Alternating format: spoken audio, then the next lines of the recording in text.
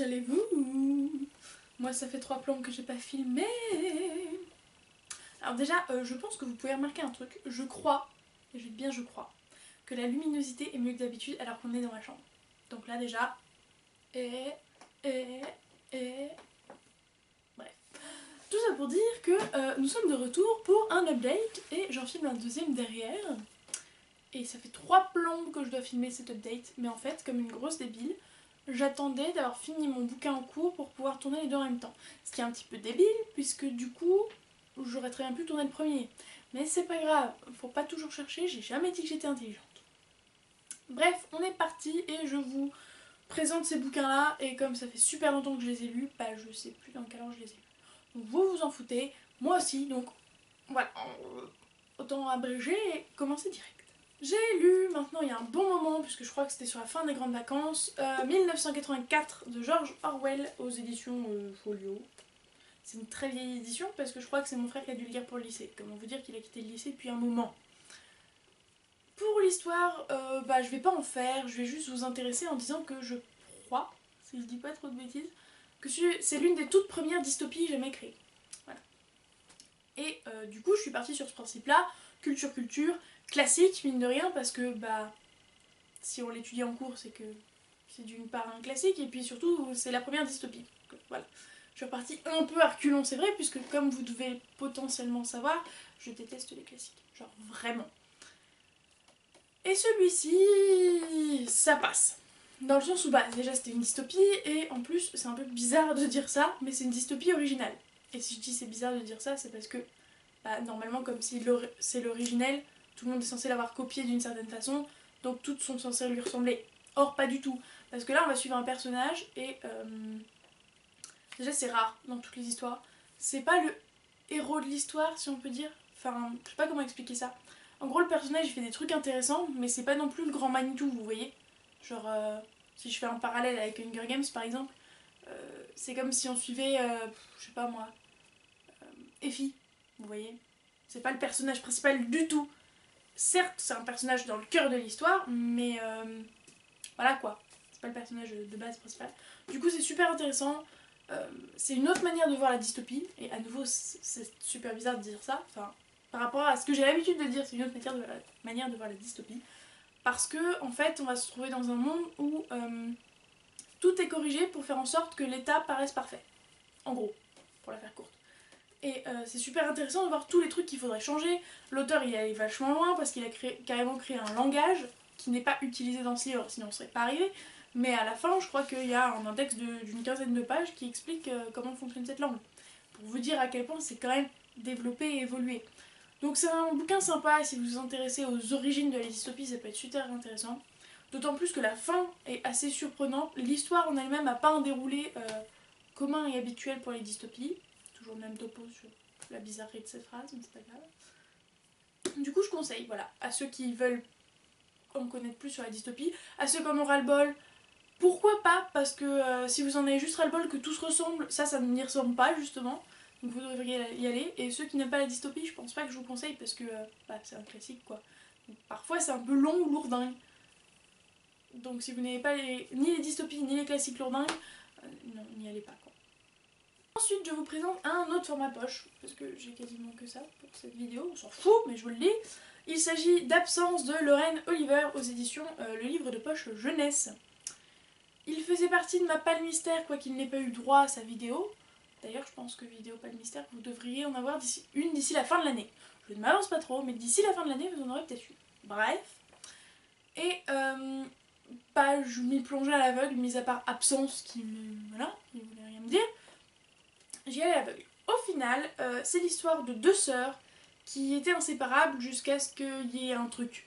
Et quand on commence l'histoire, on ne sait pas ce qu'est ce truc. On est incapable de vous le dire. Et tout le temps, on y fait référence qu'elles s'entendent plus alors qu'elles vont rester inséparables depuis cette fameuse histoire. Mais cette fameuse histoire, vous n'en entendrez pas parler avant longtemps, il me semble. Et du coup, on alterne entre les deux points de vue des frangines. Et moi, franchement, je trouve que c'était une bonne histoire avec une bonne fin, comme je les aime. Alors, si vous me connaissez, vous savez qu'il y a deux types de fins que j'aime. Les fins avec, bah, qui finissent mal, tout simplement, ou partiellement mal, et les fins avec des gros retournements de situation. Maintenant, je vous laisse lire le bouquin pour découvrir si c'est l'un, l'autre ou les deux. Du coup j'ai beaucoup aimé la fin. L'histoire était sympa, mais je mettrais quand même un bémol sur le fait que j'ai eu du mal à distinguer les points de vue.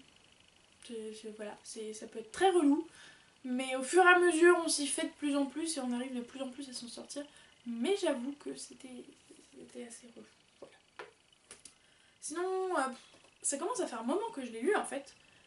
Parce que le dernier bouquin que je lisais, ça faisait genre un mois que je le traînais, donc pour vous dire. Et je sais plus trop quoi en dire honnêtement. C'est un bouquin, franchement c'est un bouquin sympa et original, même si c'est un contemporain un peu thriller et que du coup ça pourrait être vu et revu. Non franchement moi ça m'a bien plu. Après je lis pas beaucoup de contemporains jeunesse, enfin non, young adulte, thriller.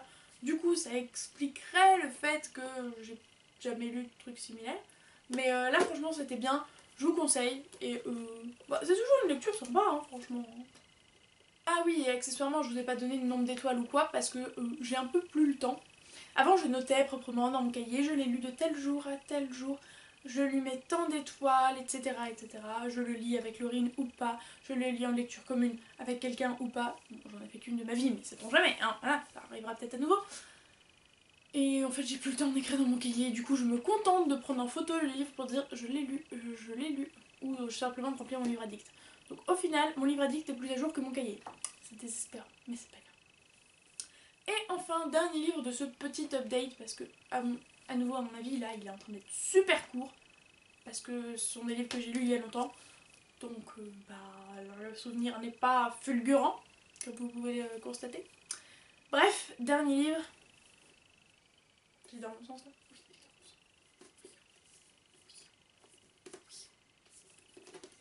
Oui, je ne me laisse toujours pas de faire ça, je sais, c'est débile. Ça c'est... Si, ça c'est le devant, ça. Donc, il s'agit de Truth or Dare de Non Pratt aux éditions Walk Books. Et comme vous entendez, mon super accent, c'est un bouquin VO.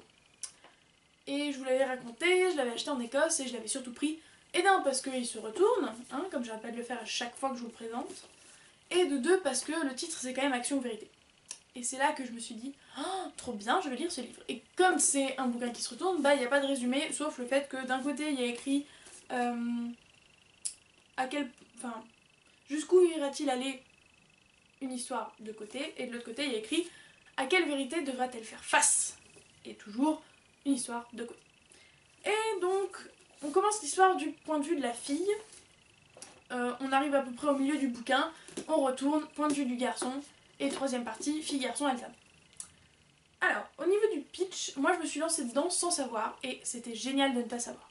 Donc moi je vous conseillerais, si ce livre sort un jour en français, de ne pas connaître le pitch, juste de savoir action ou vérité. Après, sachant que je sais que certains d'entre vous le veulent peut-être, je vous le donne, je suis gentille, n'est-ce pas? Il va être question d'une nana, et ça fait longtemps que j'ai lu, donc je ne chercherai pas le prénom, la flemme, d'une nana dans un lycée dont un garçon a eu un gros accident. À nouveau, je donne pas les détails parce que c'était il y a longtemps, c'était en anglais, donc je les ai pas les détails. Un garçon a eu un gros accident et elle est plutôt altruiste, avec le cœur sur la main, donc elle est dans une assoce dans son hôpital pour en gros aider ce gars-là. Et en parallèle, elle va rencontrer son frère, au gars en question, qui va vouloir monter des fonds pour que son frère handicapé reste dans l'hôpital parce qu'il y a des frais très importants, blablabla. Et donc l'idée qu'ils vont avoir ensemble, c'est de créer une chaîne YouTube qui propose de faire des actions ou vérités, et du coup avec une cagnotte Tipeee, Litchi ou je sais pas quoi, ou vous avez compris, et du coup se faire un max d'argent grâce à ça pour pouvoir le donner au frère handicapé et ainsi lui permettre de rester le plus longtemps possible à l'hôpital, ce qui lui est grandement bénéfique. Donc déjà, forcément, hôpital, vous savez que moi j'aime. Voilà. Même si c'est pas une romance hôpital, puisque le frère n'est pas du tout dans l'histoire principale, même s'il fait partie de l'élément perturbateur, je sais pas si je suis claire. Mais en gros, c'est grâce à lui que se fait l'histoire, mais il est quasiment jamais là, parce que comme il est handicapé, enfin pas comme il est handicapé, mais il a un handicap qui fait qu'il ne parle pas. Il est très très difficile pour lui de communiquer, que ce soit par geste ou par voix, donc forcément on le voit pas souvent. On est surtout avec le garçon et la nana. Et au niveau du pitch là comme ça, je l'aurais eu que j'aurais dit oui je fonce. Maintenant, je l'ai lu depuis longtemps et je peux vous dire que le résultat en est positif, mais il a eu du mal à se faire. Et je m'explique. c'est parce que toute la première partie avec la fille, j'ai adoré, c'était trop bien. Et après, je retourne le bouquin, j'arrive du côté du garçon, là je fais non. Parce qu'en fait, on recommence tout le point de vue, depuis le début de l'histoire, du point de vue du garçon. Et du coup, on voit tout de son côté, en fait. Sérieusement, c'est pas le genre de... En fait, c'est pas comme les romances où on se dit oh là là, l'auteur il a voulu se faire un max de thunes et tout en refaisant un livre avec le point de vue du garçon. Oh là là, non mais franchement, on n'est pas des vaches à lait, on n'a pas que ça à faire que d'acheter le tome une deuxième fois, machin. Bon, on finit par l'acheter et par l'apprécier, mais on se dit toujours à la fin oh c'était sympa, ça apporte des petits plus, mais c'était pas vraiment nécessaire.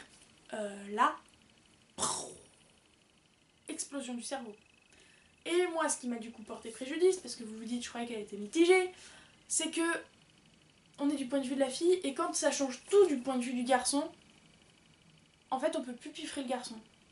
C'est-à-dire que on était du point de vue de la fille, qui, vous vous doutez bien, va tomber amoureuse du gars, donc vous êtes en mode oh, il est trop bien, oh, il est trop mignon, ah, j'adore comment il se comporte, et là, vous retournez le truc, et vous faites mais c'est une enflure. Alors, je ne dis pas si c'est une enflure tout du long, ou si, c'était une enflure au début, et ça progresse. Je ne vous dis pas évidemment. Tout ce que je dis, c'est que la fin de la partie 1 du coup de la fille est horrible. Mais genre vraiment quand je dis horrible, elle est horrible. Vous retournez le livre et quand vous apprenez, vous découvrez que vous reprenez du début de l'histoire du point de vue du garçon, vous êtes en mode mais je m'en branle, je m'en fiche, je veux la fin de la partie 1 au niveau temporel. Du coup vous êtes en train de péter un plomb, hein, ce qui se comprend parce que moi je suis passée par là aussi. Et je crois que ça revient à la troisième partie en fait. Voilà. Du coup, l'histoire était géniale. Très honnêtement, ce qui m'a le plus marqué, c'est cette histoire-là. Du milieu et du changement de partie. Et le mec qui était peut-être pas ce qu'il paraissait être. Mais je ne me rappelle plus de la fin, pour tout vous dire. Voilà, je ne sais plus, c'est trop noir. Ah oui, j'ai relu la fin, elle était trop bien. J'ai relu la fin, elle était trop bien, mais je peux pas vous en parler, en fait. Mais elle est trop bien, je vous jure. Je vous jure, je vous jure, je vous jure. Et il n'y a pas que du coup l'aspect romance dans cette histoire. Parce que forcément il y a de ça, hein. C'est pas comme s'il y avait des cœurs sur la couverture. Hein. Mais il n'y a pas que ça, il y a l'aspect toujours handicap qui est quand même assez marqué, même si le frangin on le voit pas tant que ça. Et un aspect que j'ai beaucoup aimé quand même, c'est il y a l'aspect YouTube. Et c'est vrai que YouTube, enfin à moins que vous en ayez, et dans ce cas je suis toute oui et je suis preneuse, mais YouTube n'est pas super présent dans les bouquins. Alors que quand on est booktuber, on passe quand même une bonne partie de son temps soit à poster des vidéos, soit à regarder des vidéos sur YouTube. Donc le fait qu'il y ait YouTube, moi j'étais en mode oh mais c'est trop cool et tout. Voilà, donc même s'il ne parle pas des difficultés de faire une barre d'infos quand on est sur Booktube, mais voilà, c'était trop bien. Donc maintenant avec le recul, j'ai tendance à me conseiller de ouf et à vous dire je suis désolée mais je ne crois pas qu'il soit sorti en français. Donc la nana qui vous dégoûte pas du tout. Mais franchement si ça sort en français un jour, foncez dessus. Si vous lisez en VO tout ce qui est romance, plutôt contemporain, etc., foncez dessus aussi. Et sinon, prenez votre mal en patience. En fait, moi, quand je l'ai acheté, il venait juste de sortir, je crois. Donc, même sur les chaînes anglaises, je suis pas sûre qu'à l'époque où je l'ai lu, il y avait de retour. Donc, je sais même pas s'il y a que moi qui suis surkiffée ou pas. Mais en tout cas, je pense que c'est pas ma dernière avec l'auteur, que ce soit en français ou en anglais. Parce que ma lecture n'a pas été extrêmement compliquée, voire a été plutôt facile. Et puis l'histoire m'a tellement happée que de toute façon ça n'a pas posé de problème. Et j'ai vu les résumés d'autres de ces livres, je crois sur Livre Addict, parce que c'est moi qui ai ajouté le bouquin sur Livre Addict. Et en fait, elle écrit plein de trucs qui me semblent très attirants et qui me plairaient beaucoup. Donc je pense que si un jour je croise un de ces bouquins en librairie française ou VO, je pense que je vais en prendre un. En tout cas, c'est conseillé. C'en est tout pour cette vidéo. J'espère qu'elle vous aura plu, qu'elle vous aura inspiré. Que si vous ne lisez pas en VO, vous serez tenté... non, justement, c'est l'inverse. Que si vous lisez en VO, vous serez tenté par Truth or Dare. Après, pour commencer la VO, je sais pas. Mais moi, je dis pourquoi pas. Parce qu'il m'a coûté 8 livres. C'est pas non plus la peau du cul. Et il était trop bien. Donc éventuellement, pour commencer la VO, si vous voulez tenter. Après, je suis pas experte en la matière. Donc je ne m'avance pas trop, mais pourquoi pas. J'espère que ça vous a inspiré et que ça vous a fait plaisir d'avoir un update. Woo. En tout cas, moi j'aimerais bien savoir ce que vous êtes en train de lire parce que souvent ça m'inspire ou j'en prends note quelque part, si c'est mon genre, je transmets si c'est celui de Laurine. Et voilà. Dites-nous si vous avez... Dites-nous, non, dites-moi toute seule, hein. Si l'un de ces livres, vous les avez lus, ce que vous en avez pensé. Surtout 1984, ça m'intéresserait. Et moi je vous fais de gros bisous, je vous dis à la prochaine, et puis... Ciao! Bref! Quoi? On commence pas une conclusion par bref?